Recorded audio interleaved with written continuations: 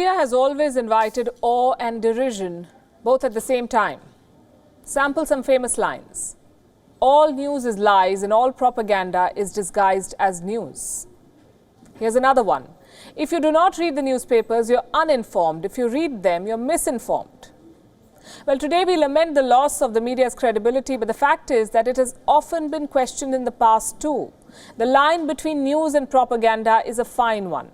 When states target news outfits in a proxy battle, then it's time to revisit the rules. Tonight on WION Edit, we'll discuss how the media can tread this fine line in the age of nationalistic politics and trigger-happy diplomacy. How can the media safeguard its independence? Is the media really independent, or is it a handmaiden of political powers? Is it only corporate or government ownership that compromises the media?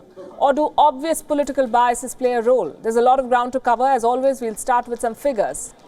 Just 9% of the world's population lives in countries where journalists can operate freely and independently.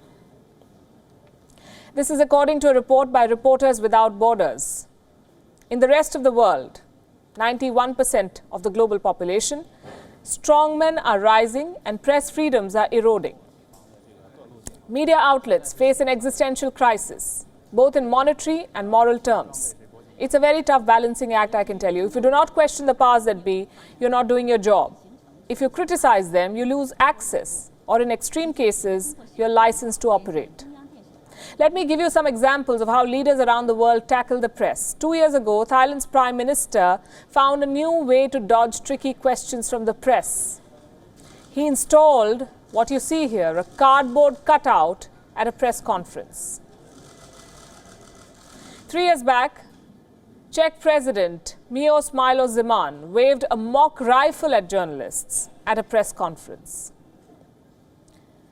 Filipino President Rodrigo Duterte has a reputation of threatening and abusing journalists. And who can forget this fiery exchange between Donald Trump and a CNN correspondent? The American government revoked his press credentials for asking the president a question. Jim Acosta won back access to the White House only in a court of law. It's a sign of the times. In the age of nationalism, leaders are more confrontational. They see the press as party to political battles, and they take on the press as they would take on the opposition. Political leanings and not objectivity dictate media coverage in more cases. And media outlets face the consequences of such compromises. Attacking state-owned media is now a legitimate tool of diplomatic retaliation. America leads the world here.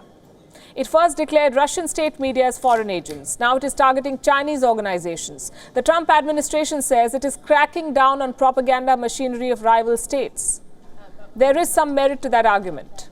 Around the world, the press has now begun to wear their political leanings on their sleeves. News stories have turned into hit jobs or politically motivated campaigns. It's becoming harder to distinguish between news and comment, fact and fiction, reports and opinion. Governments are arming themselves with state media machinery to counter negative reportage and set the narrative. So there's a problem on both sides, the media and the government. In the age of social media, leaders have found ways to bypass the gatekeepers of mass media, that is journalists, and communicate directly with the people. So any story, any opinion or thought that does not fit the official narrative is challenged. The result is stronger scrutiny of journalists and more barriers in their path. These are challenging times for the global press, and branding journalists as state agents is only another low in this long story.